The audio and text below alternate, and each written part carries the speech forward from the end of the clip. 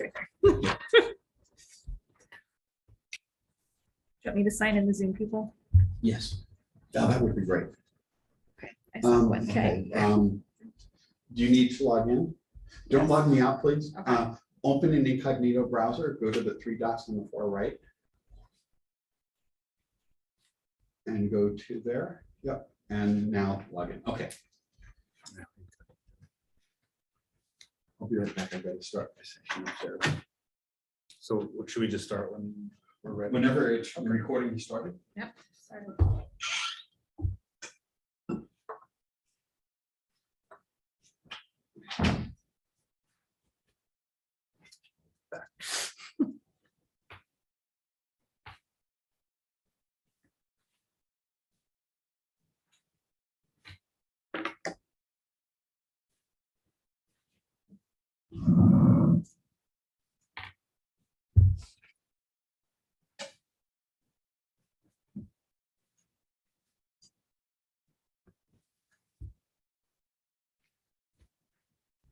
Trying to grab all the Zoom people. If we pull the screen up one more time, I can get everybody. It's like Rebecca Peters, Kristen Haynes, Glenn Kay, Manta. Manta, Lizette. Then one, oh, Kristen.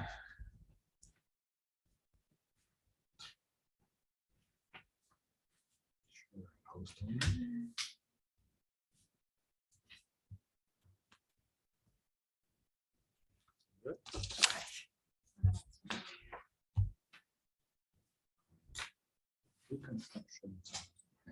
Maybe hit all.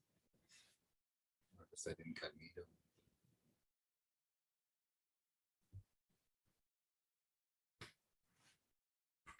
Hey.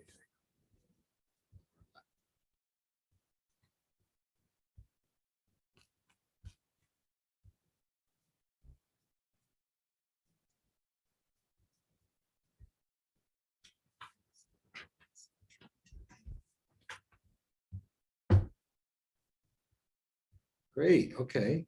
I think we're in. First, can everybody hear okay?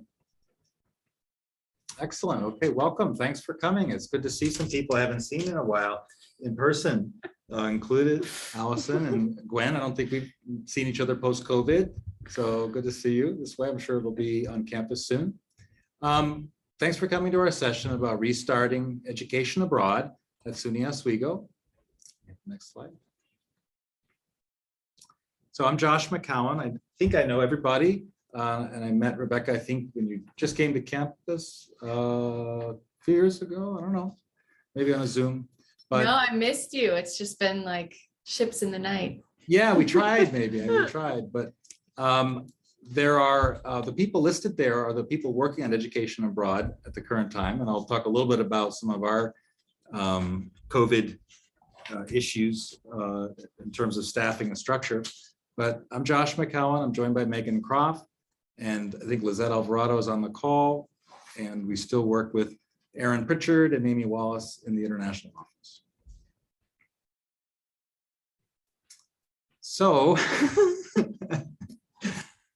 where have we been? Okay, this picture, I can't take credit for this originally. I got this picture from Interfaith. If you know them in Syracuse, they do good work with refugee settlements, so I got to know them. In fact, one of our former staff members, Kelsey Gillette, has gone to work there full time. Yeah, she has. So here comes 2022. This is where we were at the end of 2021, pretty much the same place we were at midway through the winter of 2020. And who knew what would happen in 2022? Thankfully, we didn't have the inferno of a train crash. We actually have some pretty good stories to tell about resuming study abroad. Okay. Good. We good? Okay. So what I'd like to talk briefly about is this 2-year restart process. So I was thinking about it, very poignant, searing experience in March of 2020 of evacuation, which we did. We had 175 students that were either abroad or planning to go abroad in spring of 2020. That's, if you remember those days, we were sending abroad regularly 400 to 500 students every year, and a lot of them on faculty programs. After the evacuation, it was a period of hesitation as we tried to figure out what the lay of the land was, when we could resume, what regime we would be under when we did resume, eventually to accommodation and regulation, quite frankly, and finally implementation this year. So that's where we're at. I do want to say we had a lot of support from SUNY Oswego administration, SUNY administration, but within limits. There was only so much that could be done. And really, to some extent, to this day, there's only so much that people can know about what's going to happen. But in the end, I like to say there was a heroic effort of including from our students, our staff, and our leadership. But the bottom line is we did reopen. We were the first SUNY campus to reopen study abroad in January 2022. We opened as early as we could, given our constraints, and to do it safely. There was a nice article in campus media that they put out late April. You can click on that real quick. But I think the slides will be in, can share, but we had programs open in Paris, France, Barcelona, Spain, and 2 of our exchange partners in South Korea open for semester programs in spring 2022. And we have several faculty-led programs out right now, which we'll talk about, okay?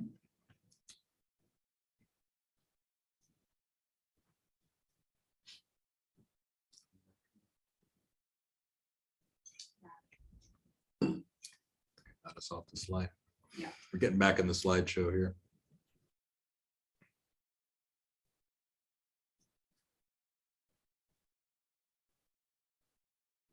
The right cursor should do it or return. Right mouse button.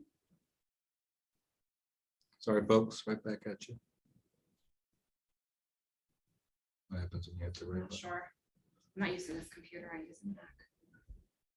What do you think, John? And, That's There we go. Okay. Okay, so what has changed? So first of all, from our student standpoint, I wanted to share with you all that there's been interest all along. Students have been applying for programs. We have continuously marketed programs. We just didn't run them between summer 2020 until spring 2022. But there was interest all along. But I would say fairly that there's been uncertainty in students' minds the whole time. Not unlike a lot of the limitations and the stressors that we went through on our own campus and really, I think, life in general. I've got some information to share of a study I did last year that I think would be helpful to maybe shedding some light on this. But I would say, as we've noticed on campus, engagement and focus are an issue with students. They're expressing concerns. Sometimes those concerns aren't always rational, and we just have to go with that and work with that. One example is we had a student not long ago who withdrew from a program in Japan, inside of the war in Ukraine. And this is something which we can talk, to that student about where Japan is and how far Ukraine is from Oswego and Japan, but that's not really what's going on, I think, in a lot of cases, okay? So I did do a study pre and post COVID, students who had gone abroad prior to COVID, and then students interested in studying abroad since COVID. This is what we're seeing. Fewer students are going overall. Fewer students are applying. I don't know how long that'll last, but the ones that are going are showing what I would say more seriousness of purpose, as evidenced by identifying, for example, they're interested in studying abroad because they think it's good for their career. Not to say they don't want to travel and have fun, but compared with the pre-COVID group, the post-COVID group looks like significantly are saying they think they are studying abroad because it'd be good for their career. Also, that when they do study abroad, they would prefer to live with students who are from the host country, host family, or with students from the host country, not necessarily with other American students. I'm inferring there's a bit of a more of a seriousness of purpose there too. However, that's coupled with that they are concerned that the program's going to run. And I think this is a lot of the hesitation and sort of the step-by-step process that we've gone. So they're more serious about going, more committed to going, I would even say, but also showing much more concern than they have in previous years. For faculty leaders, I think what we've got to think about in terms of implications is that we need a clear and strong organization of the program and communication to students, but also watching out for too many hypothetical, what I'm calling what if scenarios. We've lived through that in our office extensively, and we had to going into resuming study abroad. But one of the takeaways I think we have is is the toll that that takes on students when we keep talking about, well, what if this, what, and they ask, what if, what if, what if? And the truth is, we may not know what if, but there are some ways, I think, to manage and mitigate that. We want to build in flexibility and be in tune with shifting conditions, but again, with some limits. What has changed also? Internal processes. So the biggest by far is that study abroad ceased to be an only campus-based decision. It became a SUNY-wide decision. That is still the case. We are not seeing an onerous regime from Albany. We did a little bit early on, frankly, in our work, but we're not seeing that kind of onerous or pressure type regime from Albany right now, but we still have to submit proposals to Albany for every program we run. That, and for us, for an office that has around 100 programs, that's a lot. So SUNY is still involved. We've also had to become much more adept at contingency and scenario planning, but again, within reasons. We're seeing travel problems. I think anyone who's been alive has seen those. They range entry and exit regulations that are shifting, including for this country and abroad, flight availability, restrictions and costs, quite frankly, are astronomical right now. And then there's some particular problems for the study abroad industry. And I say that because it was a vast apparatus of universities, schools, providers, companies, travel agencies that had really, and we were a part of that, that really built US study abroad into kind of a juggernaut right up until the pandemic. Many of those companies ceased to exist. Others have consolidated. For those who have worked with the CAPA organization, one of our long-term partners, they had to merge essentially with another study abroad company, or else probably would have gone out of business. So there's been closures and consolidations. I'll just use our partner of CAPA as a continued example. Some of you know they had centers not just in London and Sydney, but also in Buenos Aires and Istanbul and Shanghai. And I think Buenos Aires is still open for the moment, but pretty much the others are all closed. So the more harder to reach destinations, the less popular destinations we're seeing being closed. So we've adopted kind of a make no assumptions posture, including about who to work with. We had worked with a single travel agency for many, many years, right, Megan? And as we resumed this faculty-led programs, we needed some breadth. We realized they really were not set up to handle the kind of volume that we counted them to handle, even though they had right up until COVID. Okay. All right, we're gonna tag team this now. So there's a lot of words on the screen and we're kind of gonna go through them. And I think as faculty leaders, these are things to be thinking about as you're hopefully thinking about programs or actually proposing programs for 22-23, because that's what we're talking about. We are hoping we get a lot of program submissions for next year. This is a big one, mandatory SUNY trip insurance. That's a SUNY policy and that has not gone away yet. It's not a trip cancellation for any purpose insurance. It's essentially a COVID cost reimbursement insurance for students who get COVID or have to quarantine. There's an insurance cost for that, but it's very pricey and we've had to add it on to program fees.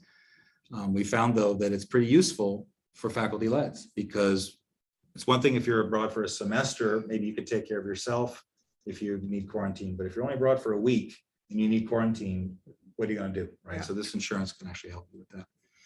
Another local, I'll stop here, Megan, after two, and we can go back and forth. In discussing internally, but also, you know, with provosts and with experienced group leaders, I decided that every trip for now is going to have at least 2 faculty staff. And that also adds to cost, but it helps out with contingency planning, especially if someone gets sick or needs to be quarantined. The third point here, the expanded proposal and information process. Faculty that have submitted proposals in the past know that it's an online system that we use.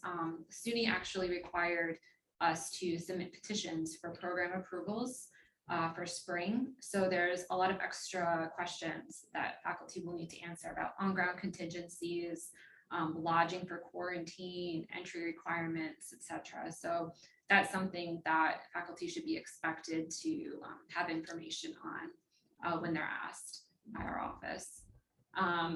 The group flight structure, in the past, we've built the flights into the program cost.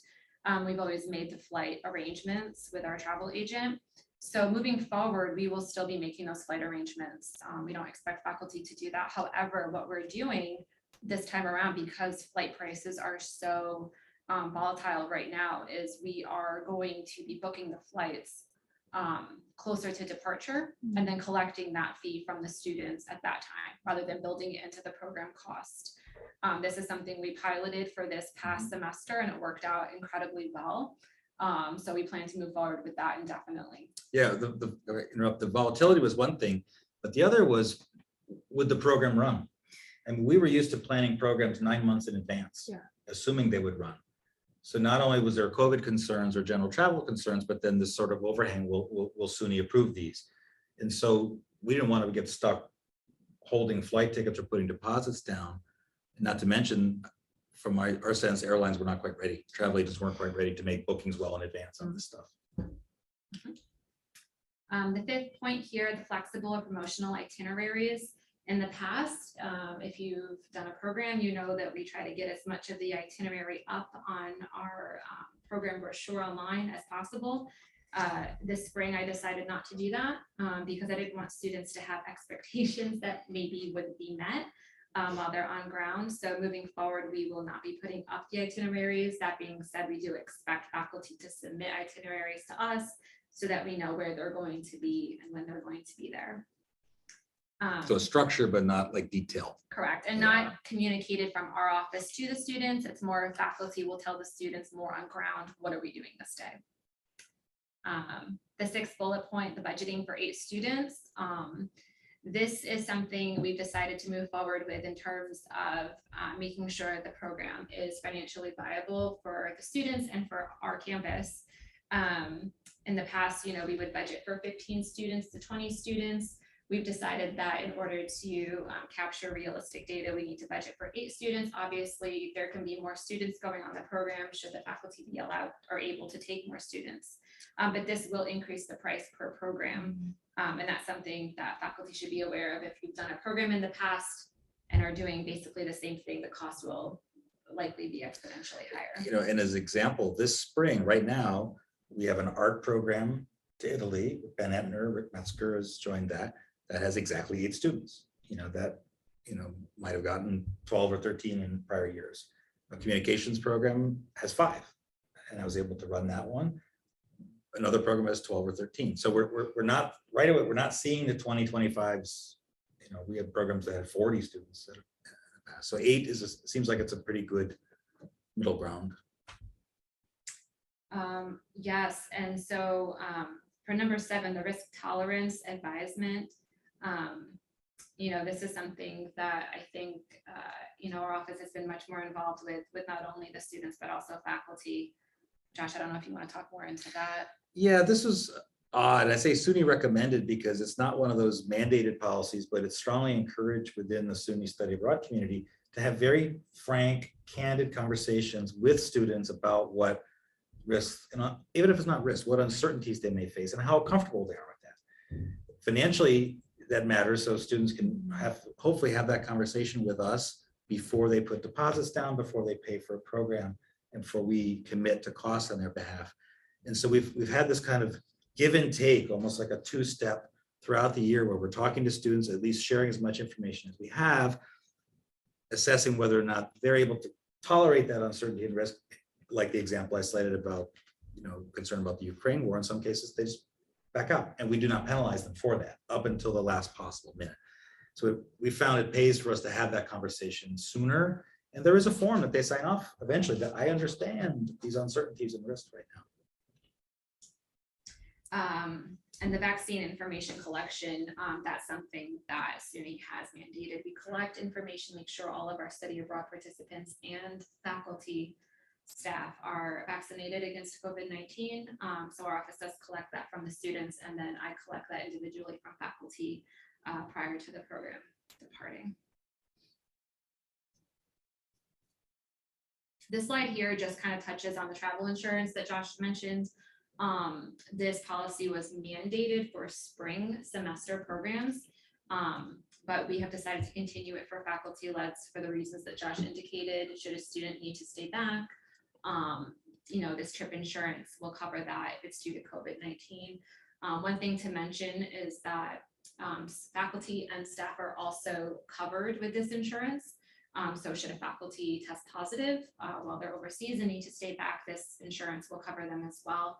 Additionally, this insurance covers a trip companion. So if a student is required to quarantine in country past program dates, the faculty member, one of the faculty members can also stay back and their expenses will also be covered. This is only if a student, requires that support, but it's not mandated that a faculty member stay back with a student. It's just recommended. We should say this is for the present time being, where to fly back to the United States, even a US citizen has to have a negative COVID test or they can't get on the plane. And so SUNY was worried about it. We were worried that a student would have to essentially stay back on their own. If that regulation changes, that does change the calculus on our part about people having to stay back. So here are just a couple of the resources that we use to advise our students and our faculty about the COVID-19 protocols in other countries. Obviously, the CDC website, I think many of us are familiar with that by now. Then the US Department of State with the travel levels. We encourage students and staff to enroll in the STEP, the Smart Traveler Enrollment Program.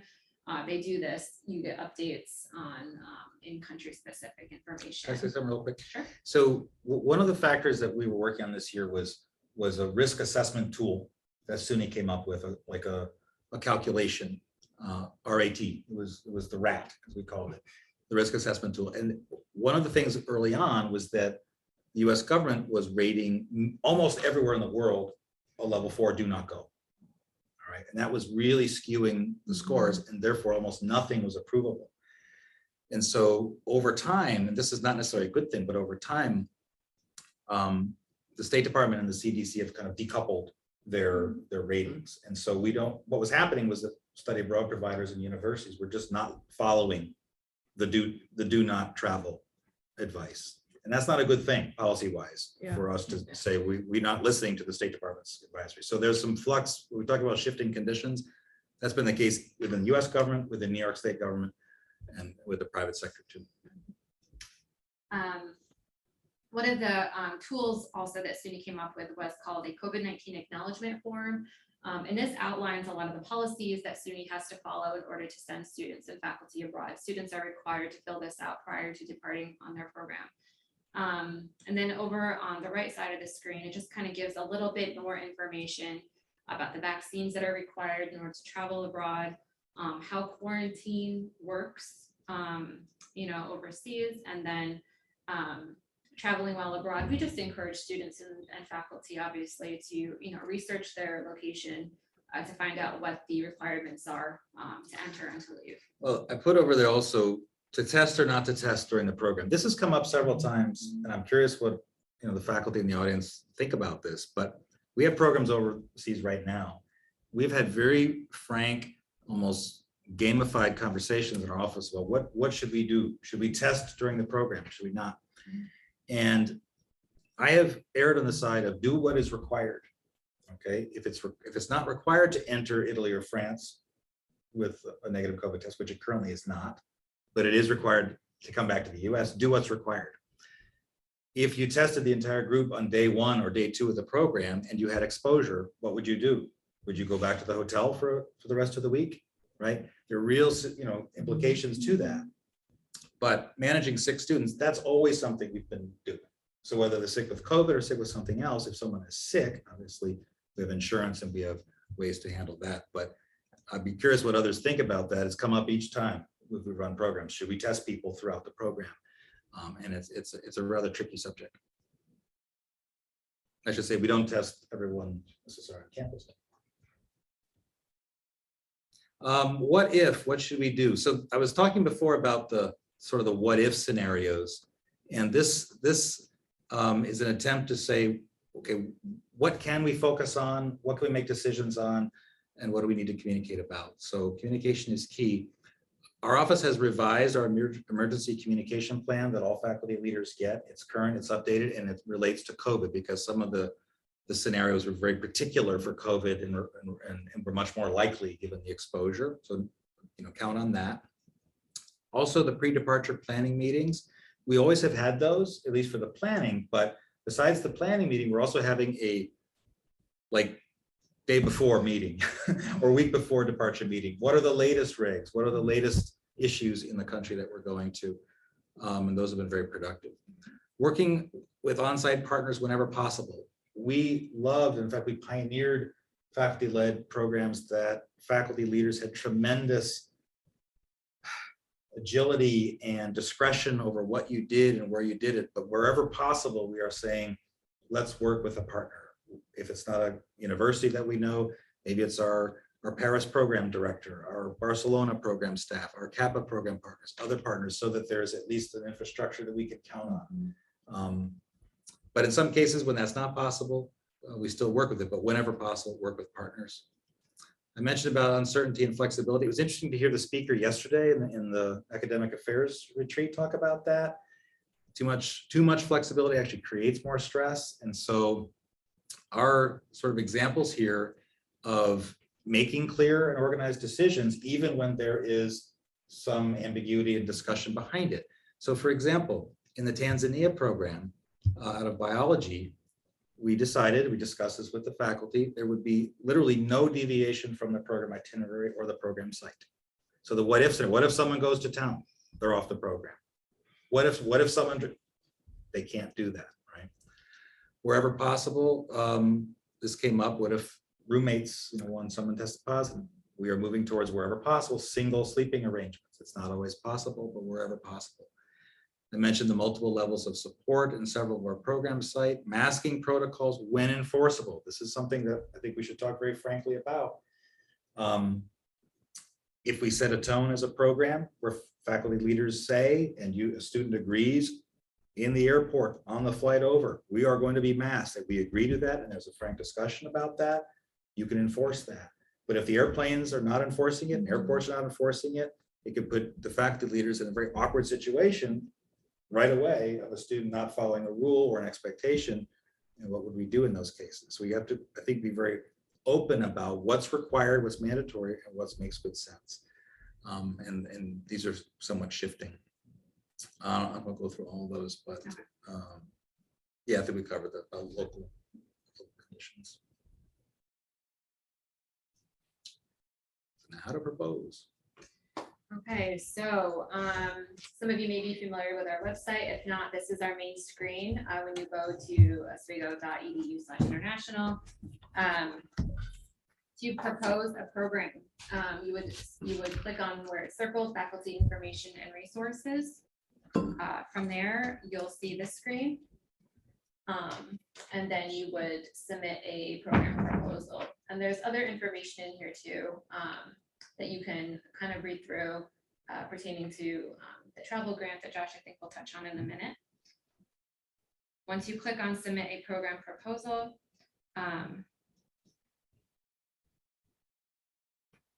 this is the screen that you are brought to. And you'll see we have different terms. The RM stands for risk management. That's just how we capture our proposals. But all of these different terms, Q2, course with travel, Q3, all of them are now open for the upcoming year. So that is something that you could, start now and finish later if you wanted to take a look. Once you click on apply now, you'll be able to select your term.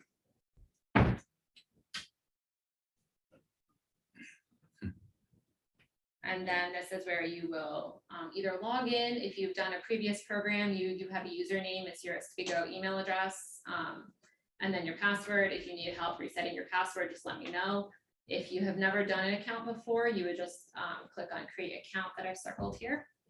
And then it will just walk you through the proposal, and it just asks you different questions about where you want to go, what the course is going to be, etc. You can start it and come back to it. It's not a problem. You don't need to do it all in one sitting. But if you wanted to start, you could take a look at that, and you can reach out to me with any questions you have. Yeah, so I guess the one big announcement for this session is that after 2 years, we are resuming the Faculty International Travel Grant Program. This is going to be limited, both in terms of the number of awards and the funding, quite frankly, but for those who remember getting those grants, they were especially helpful in researching and developing new programs. So the focus this year will be on new program development, or for faculty who maybe it's been a few years since you've traveled or things have changed and you propose to update a program or renew a program, those will be considered as well. And again, the number of them and the amount will be very limited this year, given some of the financial hardship, quite honestly, that our department has suffered in the last couple of years. But we intend to build back as strong as we can. So that's live right now. And my last comment for the, for the seminar here is that we are open to receiving proposals and we would look forward to receiving them. I hope that we get a robust number of applications and proposals for next year from faculty. What I'll be looking for more than ever is how to best manage those so that the offerings we have come fall 2022, when we're promoting on campus and throughout the year, getting ready for January travel, which has always been a little bit limited, but March and May travel for next year, that we don't have too much overlap. And I mean overlap in terms of the country of destination and the disciplines. This might be a time where we build back more slowly and say, well, maybe you offer your program every other year. And if we have too many offerings to France, say, maybe you run it this year, then maybe wait 2 years and have another program. We'll see what we get in terms of proposals. But I was sharing some of the enrollments before, they're somewhat, they're encouraging, but they're a little bit on the low side. And I will share that there were some programs, without naming colleagues' names or locations, there were programs that we tried to offer this year that did not meet enrollment for the first time. They were programs that would run literally every year and they just did not get student interest. So I think the market is still very cautious and uncertain right now. So rather than flood them with too many offerings, we're probably going to go less is more approach for next year. Okay. That's our last slide. That is, Okay. yeah. Great. Let's put the faces back up on the screen. If we Yeah. can.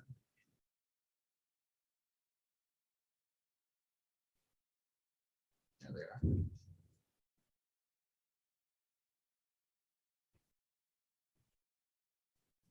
Great. Well, we have good timing, Megan. So we have about 15 minutes for questions and discussion.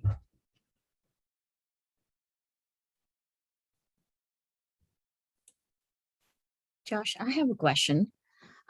So now that you said that SUNY-wide system is kind of like part of approval of these programs, so has the timeline for approval changed? And do we need to actually propose programs earlier than that we used to?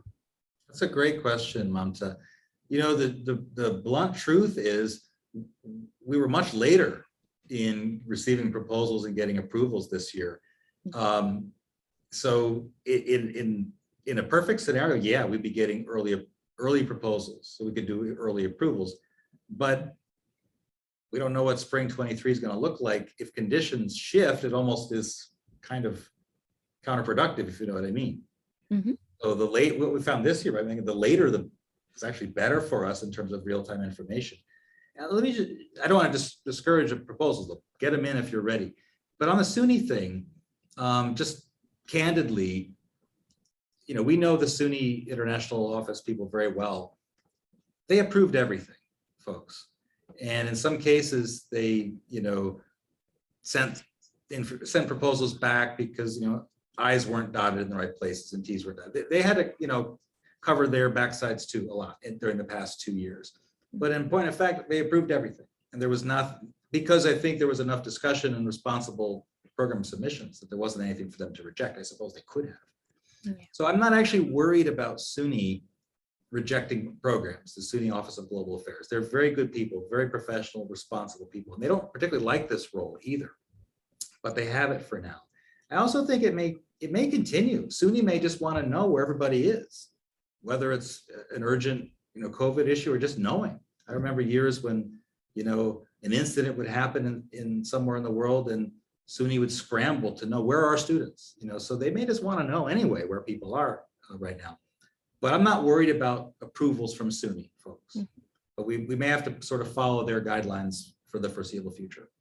And I just want to add to that too, in terms of submitting proposals, I do recommend getting your proposals in earlier rather than later, only because there will inevitably be a lot of back and forth between my office and faculty about designing the program with all these new guidelines in place. So that's my recommendation. Monta, I know you already have yours in, so we're working. Yeah.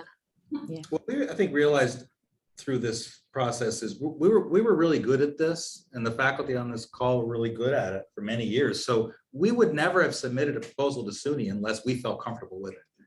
And so that's those same kinds of eyes were in our office that SUNY's putting on these for approving it. So I suppose they're also trying to make sure that no unprepared programs or irresponsible things got through. But we would never have submitted something or done something like that anyway. Yeah. And then my second question was, are we promoting these programs to other campuses as well? Other SUNY campuses as well, or we are just basically getting our pool of students from our campus? For faculty leds, yeah. I mean, if the course is taught online, in theory, other SUNY students could enroll. I've just never seen that work in reality. All right, but if it's taught in person, it really has to be our population. But even when we have had a couple of online courses, we've tried. It's just getting that word out in SUNY. I find very, very challenging. If someone has a good idea on how to do that, I'm open. And Monta, also to add to that, if you know of students that are interested that are not SUNY Oswego students, we can make it work if it's an online course. Yeah. No, I remember doing that for my Italy program in 2020, which never happened actually. But I contacted almost 25 universities through all my contacts, and they kind of like promoted the program for me, and it never happened. So I can do that again if there is a need for Yeah, it. that's Yeah. great.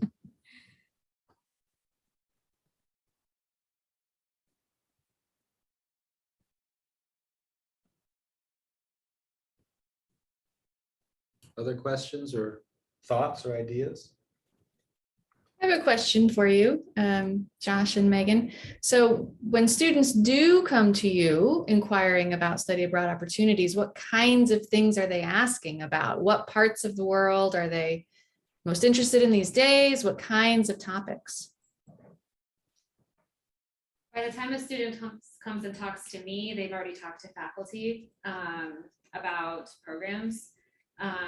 I think in terms of locations, students are typically interested in Europe, just based on conversations I've had with my colleagues in the office that deal with semester and summer programs. But I know there's a wider interest now in Asia, specifically Japan, Korea.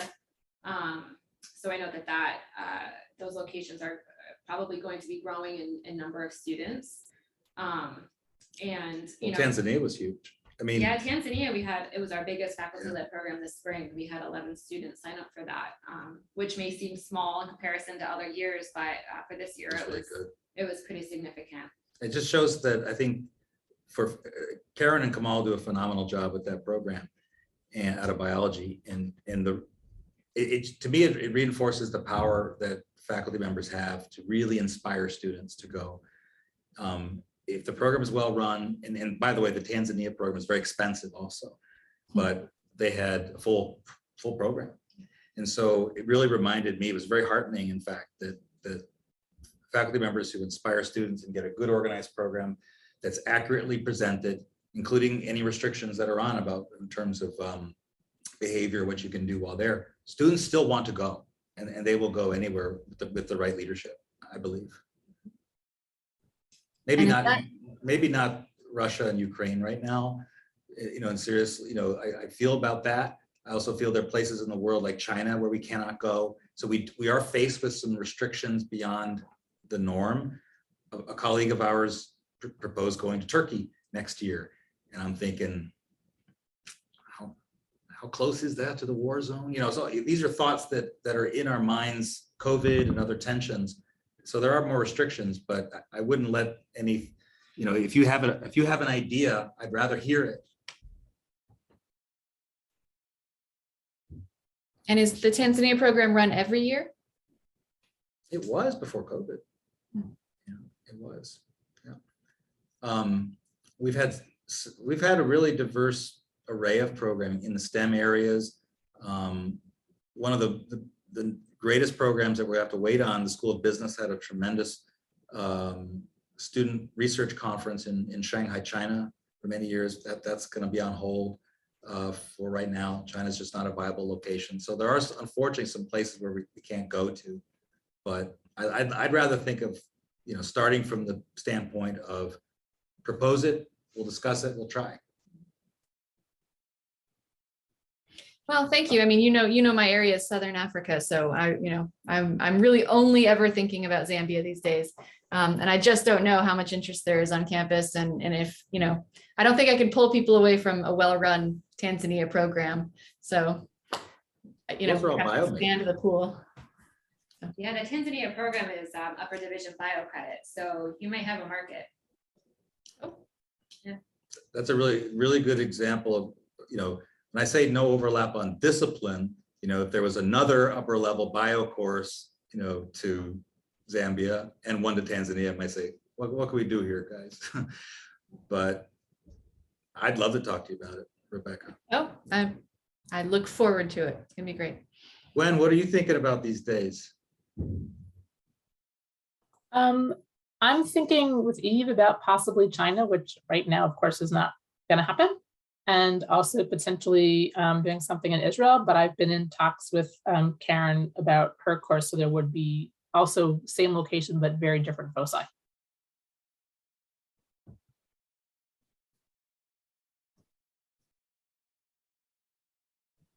Great. John and Megan, I have a question. In terms of trying to avoid that sort of overlap, is there any way to know, in recent years, what has been offered, just like what's on the website, I guess? Yeah, that's a fair point. We could put a list up, but my worry is this, Kristen, it would be like, what if we get, like I mentioned, 3 or 4 France program proposals, or 3 or 4, Italy is very popular, and it's not upper level bio, but it's something maybe any student could take. That's what I worry about. And that's come up before, even before COVID. And I'm usually just very honest with the faculty and say, but I will say this, in the past, we would just try everything. And I'm inclined not to do that for a while. So I probably would reach out. If you propose something, I'll just pick like Italy, and someone else proposed Italy, and I had 2 other Italy programs. I might just have a conversation with you all and say, can anyone defer to the next year? Can we try to reduce our offering? And until we get back the sense of, I guess, confidence that students had prior to COVID of just knowing the program's going to run and being willing to put up with a lot of the uncertainties. That's our biggest. I'm far more worried about student, like this has come up in the academic affairs tree yesterday too, sort of their capacity to accept risk and get over some of the hurdles they're dealing with in their life, more than about COVID at this point.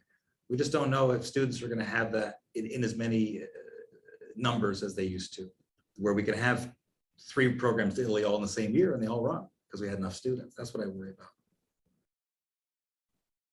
Gotcha. Time will tell, right? Time will tell. Yeah, I guess another question is, like, kind of in this recent year that you're rebooting these faculty-led programs, like what kind of success rate of the courses going ahead did you see? Well, we're offering 5, right? We have wellness in Italy, and sociology in Barcelona, art in Italy, and communications in Paris, and bio in Tanzania. So we have 5. Yes. How many did we cancel roughly? 7. There you go. So 7 did not meet enrollment, 5 did this year. And Okay. that 7 is high. That 7 is high. And they were with faculty that in the past, like Josh had mentioned, had filled, we had a wait list for these, courses. So it's interesting. Kristen, do you have anywhere in mind that you're thinking? I do. So I tried to run an alpine ecology that would be northeast this year, and I didn't get enrollment, but I was not able to take anyone out into the field. So when students, this is what I was told from bio. And I'm like, well, if this is not going to be exciting for students, I found that out after the fact. So like alpine ecology is my background from grad school. So I'm thinking maybe bringing the students to, one of the European alpine countries might have more success. I guess the other option, which would be more like safe from a COVID perspective, would be doing like a Northeast US and Canada trip. I know you have a current program right now that's actually within the United States that's faculty led with Tiffany Dieter and Jared Hagedorn. Yeah, I didn't have time to get into that, but since you brought it up, during COVID, we've never been a travel office for any domestic program that someone wanted to do, but we did develop domestic programs during COVID. And now the program to the Adirondacks with Tiffany Dieter and Jared Hagedorn out of Cinema Screen Studies, they had taught for us in South Africa once. They had a program, so we knew them. They were in sort of our family of faculty. And so when they came up with the idea for Adirondacks, not knowing what would happen with COVID, it's a program we decided to run, and they did get the students for it. Now, I don't know how much of that we're going to do going forward, but for now, yeah, we're open to that. So if you have an idea for something in the US or something, you mentioned Canada is international, but this would be a time for us to think about those programs, definitely. As an example, we had an excellent program. Do you remember Ren's program to China that we had to cancel in spring 2020? An exceptional program in Beijing at one of the top universities in China, Tsinghua University, was going to, our ceramic art students were going to go and work and present in Beijing. It was just such a shame we had to cancel it. But she was thinking about what could we do in New York City, for example, right? So there are ways we can think of international and intercultural learning in the United States. Most definitely we can. Or if there are places to visit, of ecological interest in the US, sure.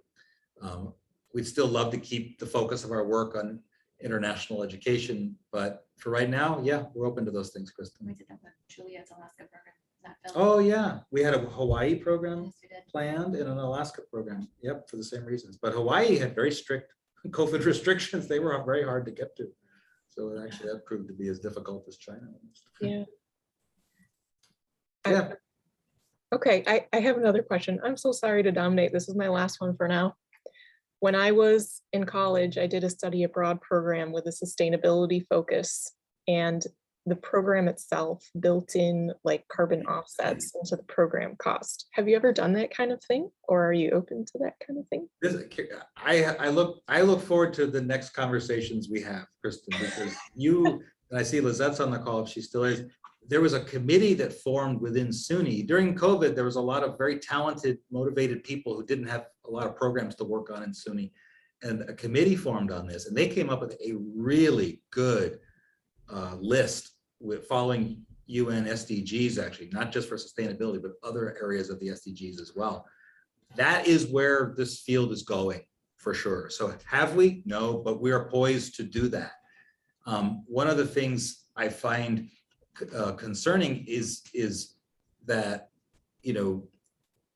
there is some talk, I think, within some folks within our discipline that are saying we shouldn't be encouraging students to travel because of the carbon footprint. And I personally don't agree with that. I think that would be a real shame if young people stop crossing borders and stop traveling.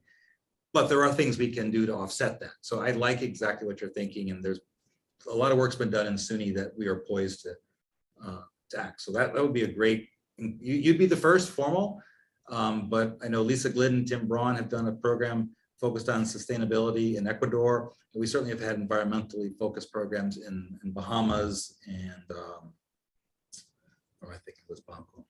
Oh, Honduras. Honduras. So we've had programs, but with deliberate offsets built in, no, not like that. So that'd be great. Cool, thanks. Yeah, their work, I think it was Hugh Anderson in Portland, that was really good. Yeah, and Kristen, there's a couple of documents from that sustainability committee that were sent to us that I could share with you if you just wanted to kind of look at them. There's even little things like traveling lighter. Yeah. Like don't bring as much stuff with you, right?